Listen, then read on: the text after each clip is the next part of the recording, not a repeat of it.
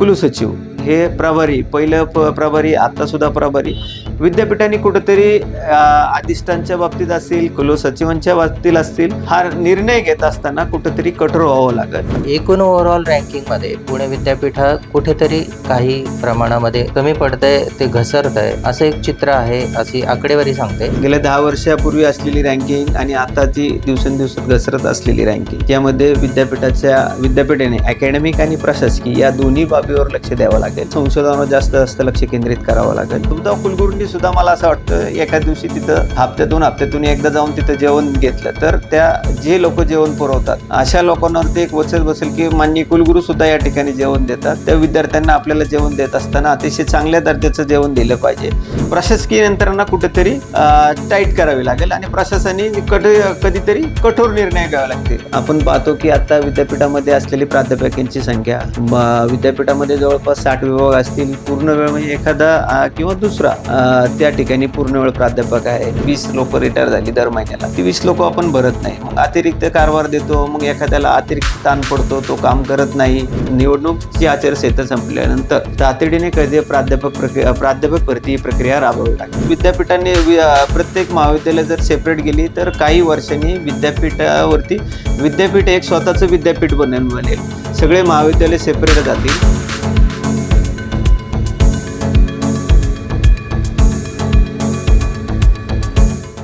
नमस्कार, मी राहुल शिंदे आणि आपण पाहत आहात युजू वार्ता. सावित्रीबाई फुले पुणे विद्यापीठातील विविध मान्यवर व्यक्तींबरोबर आपण गेल्या काही दिवसांपासून चर्चा करत आहोत. त्यांच्या वेगवेगळ्या विषयावर मुलाखती घेत आहोत. आज आपण सावित्रीबाई फुले पुणे विद्यापीठाचे माजी अधिसभा सदस्य संतोष ढोरे यांच्याशी संवाद साधणार आहोत. संतोष ढोरे हे विद्यापीठाच्या अधिसभेमध्ये आणि विद्यापीठाच्या एकूण वर्तुळामध्ये सुपरिचित असं नाव. विद्यार्थ्यांच्या प्रश्नाबाबत प्रामुख्याने भूमिका घेणारे विद्यापीठाचे अधिसभा सदस्य. सर नमस्कार, स्वागत आहे तुमचं युजू वार्तामध्ये. आज आपण विद्यापीठातल्या वेगवेगळ्या विषयांवरती तुमच्याशी संवाद साधण्यासाठी आलेलो आहोत. विद्यापीठ हे ऑक्सफर्ड ऑफ द ईस्ट म्हणून ओळखलं जातं.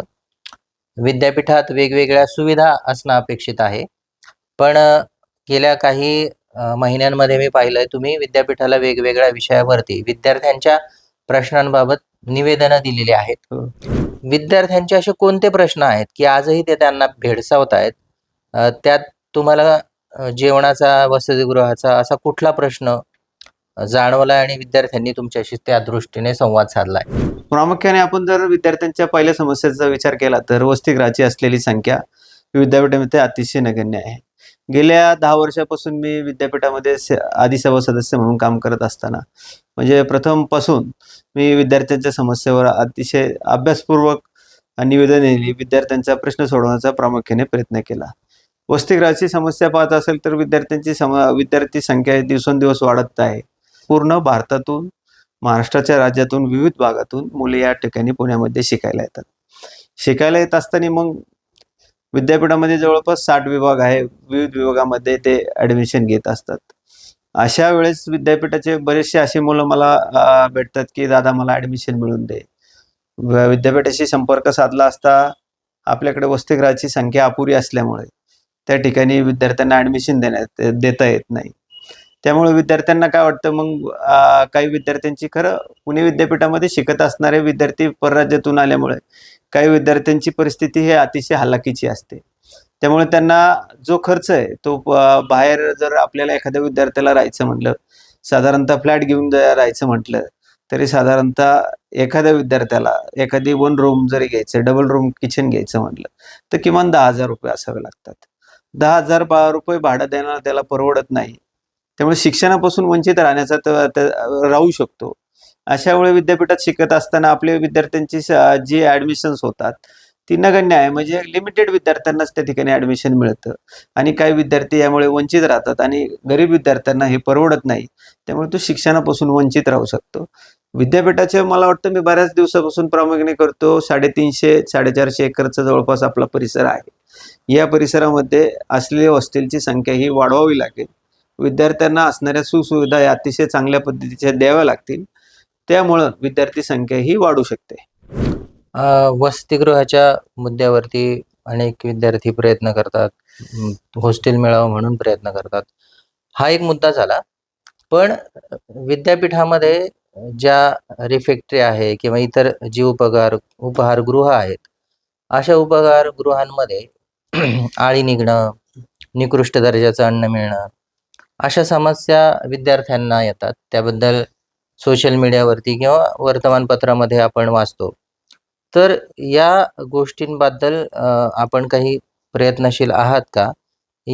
तुम्ही सिनेट सदस्य म्हणून ज्यावेळी काम करत होतात, त्यावेळी विद्यार्थ्यांना दर्जेदार अन्न कमी खर्चात मिळावं या दृष्टीने प्रयत्न केले होते.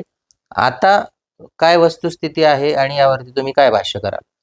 आता सद्यस्थितीमध्ये आम्ही असताना सुद्धा आम्ही वारंवार त्यावरती आंदोलने केली. विद्यापीठामध्ये विद्यार्थ्यांना चांगलं जेवण मिळावं या बऱ्याचशा म्हणजे अशी आंदोलनं झाली. यामुळे विद्यार्थ्यांना चांगलं भोजन मिळालं.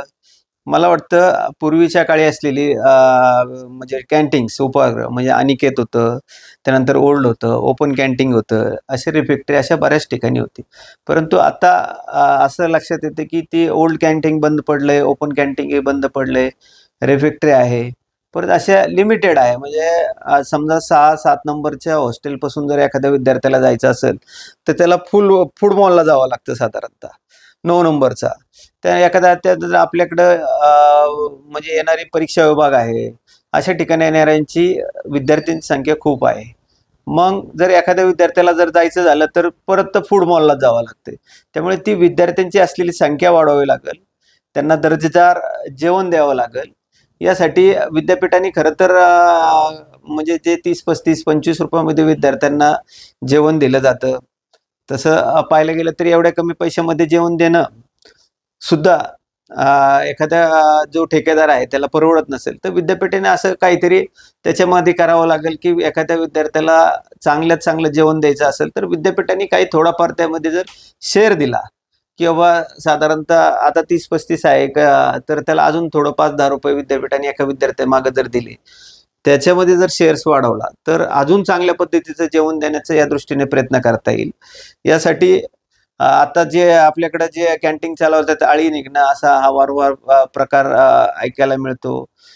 विद्यापीठाच्या म्हणजे कधी चपाती कच्ची असते, असं बरंचसं ऐकायला मिळतं. मला वाटतं त्याच्यामध्ये सुधारणा ही निश्चित होईल. वारंवार आम्ही असताना स्वतः मी सिनेट सदस्य असताना महिन्यातून एकदा दोनदा तरी आम्ही त्या रिफेक्टरीला जे भेट द्यायचो. भेट दिल्यानंतर त्याचा जेवणाचा दर्जा तपासतो. आम्ही स्वतः त्या ठिकाणी जेवत होतो. या पद्धतीने आपल्या सुद्धा कुलगुरूंनी सुद्धा मला असं वाटतं एखाद्या दिवशी तिथं हप्त्यातून हप्त्यातून एकदा जाऊन तिथं जेवण घेतलं तर त्या जे लोक जेवण पुरवतात अशा लोकांवरती एक वचक बसेल की माननीय कुलगुरू सुद्धा या ठिकाणी जेवण देतात. त्या विद्यार्थ्यांना आपल्याला जेवण देत असताना अतिशय चांगल्या दर्जाचं जेवण दिलं पाहिजे, या दृष्टीने तो सुद्धा ठेकेदार विचार करेल. तुम्ही जेवणाचा मुद्दा उपस्थित केला, पण साधारण 2.5 वर्ष होत आली. रिफेक्टरी वेगळ्या एकाच ठेकेदाराकडे चालवायला दिली जात आहे. अनिकेत कॅन्टीन बंद आहे आणि या सुविधा नसल्यामुळे विद्यार्थी दूर जातात. आत्ताच तुम्ही याबद्दल सांगितलं. पण या सुविधा वाढण्यासाठी म्हणून विद्यापीठाने काय करायला हवं? आता सध्या खिचडी हे विद्यार्थ्यांना मिळते आहे. खिचडी पुरेसे आहे असं तुम्हाला वाटतंय का? नाही, खिचडी विद्यार्थ्यांना मिळते हे अतिशय चांगली बाब आहे. परंतु एखादी गोष्ट रोज-रोज खाणं हे विद्यार्थ्याला आवडत नाही. म्हणजे एखाद्याला आपण रोजच जर खिचडी दिली तर त्याला ते आवडणार नाही. त्यासाठी विद्यापीठाने आता तुम्ही सांगितलं अनिकेत बंद आहे. समजा जयकरमध्ये एखादा विद्यार्थी अभ्यास करत असेल, तर त्याला सुद्धा जेवायचं असेल तर त्याला फूड मॉलला जावं लागेल. मग अशा वेळेस जे बंद पडलेले जे उपहारगृह आहे, ते चालू करणं गरजेचं आहे. प्रशासनाचं काय होतं की टेंडर काढले, ती प्रशासकीय यंत्रणा आहे ना, ती कुठेतरी पळवावी लागेल. म्हणजे प्रशासकीयचं एखादं टेंडर प्रक्रिया चालू केली की ते पूर्ण होईपर्यंत त्याच्यामध्ये 2-5 महिने निघून जातात. त्या मागच्या ठेकेदाराला त्याच्यामध्ये वाव मिळतो आणि तेच पुढं कंटिन्यू होत जातं. यासाठी प्रशासकीय यंत्रणा कुठेतरी टाईट करावी लागेल आणि प्रशासनाने कधीतरी कठोर निर्णय घ्यावे लागतील. प्रशासनाने जर कठोर निर्णय घेतला, प्रशासन जर व्यवस्थित चाललं तर ते अतिशय उत्तम चालेल. प्रशासनावरनं मुद्दा आला. गेल्या अनेक महिन्यांपासनं विद्यापीठाचा जो कार्यभार आहे तो प्रभारी कुलसचिव आणि प्रभारी अधिष्ठाता असा आहे. तर प्रभारी पदी मोठ्या व्यक्तींनी काम करणं ही तडजोड आहे. तर त्या दृष्टीने विद्यापीठाने काय करणं अपेक्षित आहे असं तुम्हाला वाटतं?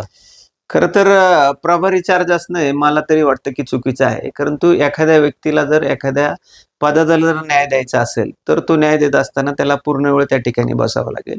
आपण आज पाहतो की जवळपास वर्ष 2 वर्षापासून विद्यापीठाची जे महत्त्वाचं पद आहे, कुलसचिव हे प्रभारी, पहिलं प्रभारी, आता सुद्धा प्रभारी. विद्यापीठाने कुठेतरी अधिष्ठानच्या बाबतीत असतील, कुलसचिवांच्या बाबतीत असतील, हा निर्णय घेत असताना कुठेतरी कठोर व्हावं लागेल. कुलगुरूंनी स्वतःच्या अधिकारामध्ये त्याच्यामध्ये तातडीने कारवाई करून जी निर्णय प्रक्रिया असेल ती तातडीने राबवून योग्य ते निर्णय घेऊन तातडीने या अधिष्ठाता असतील, कुलसचिव असेल, अशी अनेक पदं आहे की ती पदं भरल्यानंतर योग्य ती विद्यार्थ्यांना न्याय मिळेल याच्यामध्ये. दुसरा एक महत्त्वाचा प्रश्न, विद्यापीठाचं जे रँकिंग आहे ते रँकिंग आता नुकतंच विद्यापीठाला राज्य विद्यापीठामध्ये 3रा क्रमांक मिळाला. त्याबद्दल विद्यापीठाचं अभिनंदनच केलं जात आहे. पण एकूण ओव्हरऑल रँकिंगमध्ये पुणे विद्यापीठ कुठेतरी काही प्रमाणामध्ये कमी पडतंय, ते घसरतंय असं एक चित्र आहे, अशी आकडेवारी सांगते. या आकडेवारीवरून विद्यापीठाचं रँकिंग सुधारावं, विद्यापीठाचं रँकिंग वाढावं असं आपल्याला वाटतं का, आणि त्या दृष्टीने काय करायला हवं? विद्यापीठाचं खरं तर आपल्या अभिनंदन करावं लागेल. देशाच्या ज्या विद्यापीठ आहेत त्यामध्ये आपला 3रा क्रमांक लागला. विद्यापीठाचं तर अभिनंदन निश्चित करावं लागेल. परंतु ओव्हरऑल जी सर्व देशांमध्ये विद्यापीठाची रँकिंग घसरत आहे. याच्यामध्ये खरं तर प्रामुख्याने अतिशय गांभीर्याने ही गोष्ट घ्यावी लागेल. गेल्या 10 वर्षापूर्वी असलेली रँकिंग आणि आताची दिवसेंदिवसात घसरत असलेली रँकिंग यामध्ये विद्यापीठाने अकॅडमिक आणि प्रशासकीय या दोन्ही बाबीवर लक्ष द्यावं लागेल. आणि आपण पाहिलं तर संशोधनावर जास्त लक्ष केंद्रित करावं लागेल. आपण पाहतो की आता विद्यापीठामध्ये असलेली प्राध्यापकांची संख्या, विद्यापीठामध्ये जवळपास 60 विभाग असतील. पूर्ण वेळ म्हणजे एखादा किंवा दुसरा त्या ठिकाणी पूर्ण वेळ प्राध्यापक आहे. मग आपण पाहतो की जवळपास विद्यापीठामध्ये आता साधारणतः तर मानधन तत्वावर बरेचसे लोक आहेत. आपल्या संशोधनावरती त्याचा फरक होतो. त्यामुळे दिवसेंदिवस ही रँकिंग घसरत चाललेली आहे. परत तर विद्यापीठाने मला वाटतं शालेय शिक्षण विभागाने मागच्या वेळेस निवडणुकीच्या आचारसंहितेमध्ये निवडणुकीकडे जाऊन किंवा आमच्या ठिकाणी शिक्षक कमी आहेत आणि ते तातडीने भरणं गरजेचं आहे, तसं विद्यापीठाने काही निवडणुकीच्या कालावधीमध्ये सुद्धा निवडणूक आयोगाची परवानगी घेऊन ती प्रक्रिया पूर्ण करून निवडणूकची आचारसंहिता संपल्यानंतर तातडीने कधी प्राध्यापक भरती ही प्रक्रिया राबवावी लागेल. विद्यापीठाच्या रँकिंग घसरण्याच्या दृष्टीने हा एक महत्त्वाचा मुद्दा असू शकतो की आपल्या विद्यापीठामध्ये पूर्ण वेळ असणारे लोक कमी आहेत. जसं प्राध्यापकांची संख्या कमी आहे, तशीच नॉन टीचिंगची संख्या सुद्धा कमी दिसते आहे. वारंवार सांगितलं जातं की 40%च नॉन टीचिंग स्टाफ विद्यापीठामध्ये आहे.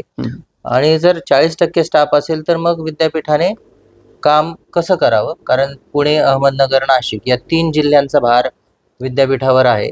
तर हे सोडवण्यासाठी म्हणून विद्यापीठाला काय करता येईल? खरं तर आपण पुणे, नगर, नाशिक या 3 जिल्ह्यांचा अभ्यास केला. जवळपास ते मला वाटतं 900 ते 950 महाविद्यालय आपल्या या सर्व म्हणजे याच्यामध्ये मोडतात. यामुळे विद्यार्थ्यांचा अधिभार म्हणजे आपण परीक्षा विभागाची साधारणतः परीक्षा विभागाकडे विचार केल्यानंतर आपण म्हणजे परीक्षा असेल, अकॅडमिक असेल, अनेक विभागामध्ये असलेली ही कर्मचाऱ्यांची संख्या याच्यामुळे लेंदी होत चाललेला आहे. कारण म्हणजे आपण निकालाच्या बाबतीत म्हणलं, आता सुद्धा आपण परीक्षा विभागात गेल्यानंतर असे कित्येक ठिकाणी आपल्याकडे त्या ठिकाणी आपल्याकडे कर्मचारी नाही. नॉन टीचिंग स्टाफच्या बाबतीत पण ती दिवसेंदिवस कमी होत चाललेली आहे. म्हणजे एखादा व्यक्ती रिटायर झाल्यानंतर समजा विद्यापीठामध्ये आजच्या ह्याच्यामध्ये आज कालावधीमध्ये समजा प्रत्येक महिन्याला काही लोक रिटायर होत असतात. 50-100 लोक रिटायर झाली, 20 लोक रिटायर झाली दर महिन्याला. ती 20 लोक आपण भरत नाही. मग अतिरिक्त कारभार देतो. मग एखाद्याला अतिरिक्त ताण पडतो, तो काम करत नाही. काम करत नसल्यामुळे त्याचा विद्यापीठाच्या प्रशासनावर त्याचा हे होतो. असं झाल्यामुळे प्रत्येक म्हणजे लेंदी होत चालतो आणि कुठली निर्णय प्रक्रिया होत असताना उशिरा होते. मग आपण बाहेरून येणाऱ्या लोकांवर तर मग त्याच रिटायर झालेल्या लोकांना परत बोलवतो, मग त्याच तत्परतेने तो काम करतो नाही करतो. त्याच्यामुळे अशामुळे त्याचा परिणाम होतो आणि नॉन टीचिंगची ही कर्मचाऱ्यांची संख्या कमी होत चाललेली आहे. ती सुद्धा तातडीने भरली गेली पाहिजे. सर, नवीन शैक्षणिक धोरणाच्या अंमलबजावणीला सुरुवात झालेली आहे. पण ही अंमलबजावणी होत असताना विद्यापीठ हे एका ठिकाणी राहणार आहे आणि विद्यापीठाशी संलग्न असणारी जी महाविद्यालय आहेत ती त्यांच्यापासून तुटत जाणार आहेत. म्हणजे ती स्वायत्त होणार आहेत. तर ती स्वायत्त होणारी जी महाविद्यालय आहेत ती कमी झाल्यामुळे विद्यापीठावर काय परिणाम होईल आणि हा परिणाम ओळखून विद्यापीठाने काय करायला हवं असं तुम्हाला वाटतं? आता आपण पाहायला गेलं तर आता नवीन शैक्षणिक धोरणाची अंमलबजावणी ही होत चाललेली आहे. विद्यापीठ पण निरनिराळ्या ठिकाणी वर्कशॉप घेत आहे. म्हणजे नवीन शैक्षणिक धोरण कसं आहे, कोणते विषय घेतले पाहिजे, अशा ठिकाणी बरेचसे आपल्या विद्यापीठाच्या माध्यमातून प्रयत्न चालू आहेत. नवीन शैक्षणिक धोरणामध्ये काय झालंय, की प्रत्येक महाविद्यालयाला त्याची स्वायत्तता दिली झाली. म्हणजे अशा मोठी-मोठी महाविद्यालयांचा विचार केल्यानंतर त्याच महाविद्यालयाने अभ्यासक्रम तयार करायचा, त्यांनीच त्यांच्या परीक्षा घ्यायच्या, त्यांनीच त्यांचं प्रवेश शुल्क घ्यायचं. त्याच्यामुळे त्यांनी त्यांच्या पद्धतीने आज चांगलं काम करताय. आपण पुणे शहरात बघितलं किंवा अनेक महाविद्यालय पाहतील. आता पुण्यात पाहिलं तर फर्ग्युसन महाविद्यालय असेल, मॉडर्नचे शिवाजीनगर असेल, गणेश खिंड असेल, डी वाय पाटील असेल, JSPM असेल, अशा अनेक महाविद्यालयांना स्वायत्तता मिळाली. स्वायत्तता मिळाल्यानंतर काय झालं, विद्यापीठावरचा ताण हा कमी होत गेला. परीक्षा शुल्क, प्रवेश शुल्क असेल, जे शुल्क विद्यापीठाकडे जे जमा होत होतं, ते जमा होणारं शुल्क हे कमी होत चाललंय. अशा वेळेस विद्यापीठाने प्रत्येक महाविद्यालय जर सेपरेट गेली तर काही वर्षांनी विद्यापीठावरती विद्यापीठ एक स्वतःचं विद्यापीठ बनेल. सगळे महाविद्यालय सेपरेट जातील. खाजगीकरणाकडे जास्त होत जाईल. सर्वसामान्य विद्यार्थ्यांना शिक्षण घेणं परवडणार नाही. मग विद्यापीठाने खरं तर आताच याची पावलं ओळखून की विद्यापीठाने स्वतःची आर्थिक सुबत्ता कशी वाढेल या दृष्टीने विद्यापीठांनी खरं प्रयत्न करावे लागतील. त्यानंतर असे काही निर्णय घ्यावे लागतील, निरनिराळे संशोधनावर भर द्यावं लागतील किंवा आर्थिक आपल्याकडे कशा पद्धतीने वाढेल या दृष्टीने त्यामध्ये विचार करावा लागेल. काही सदस्य आहेत आजही त्याच तत्परतेने, त्याच तळमळीने प्रश्न उपस्थित करतात. आज तुम्हाला काय वाटतं, एकूण विद्यापीठामध्ये जे अधिकार मंडळातील सदस्य आहेत त्या अधिकार मंडळातील सदस्यांकडनं विद्यार्थी, प्राध्यापक किंवा जे शिक्षण क्षेत्राशी निगडीत घटक आहेत त्या घटकांचे प्रश्न सोडवण्याबाबत विद्यापीठातले अधिकार मंडळातले सदस्य किती प्रयत्नशील आहेत असं तुम्हाला वाटतं? तसं आम्ही 10 वर्षापासून विद्यापीठाच्या अधिसभेनं काम करत असताना अतिशय त्यावेळेस सुद्धा काही चांगले सदस्य होते. आम्ही काही जण मिळून चांगलं काम केलं आणि मिळून काम करत असताना विद्यार्थ्यांचे प्रश्न हे पोटतिडकीने मांडले. असे अनेक प्रश्न सांगता येतील की आम्ही 10 वर्षापासून प्रयत्न करत. बहिस्थ विद्यार्थ्यांचा प्रश्न आम्ही त्यावेळेस मार्गी लागला. त्यानंतर पुनर्मूल्यांकनाचा असेल, विद्यार्थ्यांचे प्रवेश शुल्क असतील, ट्रान्सक्रिप्ट असेल, मार्कशीट मिळवण्याचे असेल, असे अनेक प्रश्न आम्ही त्यावेळेस मार्गी लावले. आता सुद्धा विद्यापीठाच्या सभागृहामध्ये काही सदस्य अतिशय चांगलं काम करतात, परंतु मोजकेच सदस्य बोलतात, तेच बोलतात, परंतु तेच सदस्य बोलतायत. असे प्रत्येक सदस्याने त्यामध्ये ज्या ठिकाणी काहीतरी विद्यार्थ्यांचं आपण देणं लागतो, आपण त्या सभागृहात अधिसभेमध्ये बसत असताना विद्यार्थ्यांच्या दृष्टीने चांगले प्रयत्न करायचे. सर्वांनी जर प्रयत्न केले तर विद्यापीठाच्या प्रशासनावर दबाव येईल आणि अधिक पद्धतीने चांगलं काम करण्यासाठी विद्यापीठाला भाग पाडता येईल. तुम्ही एजू वार्ताशी संवाद साधलात, विद्यार्थ्यांशी निगडीत असणाऱ्या वेगवेगळ्या प्रश्नांची सडेतोड उत्तरे दिलीत आणि तुमची भूमिका स्पष्ट केलीत. तुमच्यासारखं व्यक्तिमत्व पुन्हा एकदा विद्यापीठाच्या अधिसभेमध्ये आम्हाला दिसावं अशा शुभेच्छा देतो आणि एजू वार्ताशी संवाद साधल्याबद्दल पुन्हा एकदा धन्यवाद. धन्यवाद.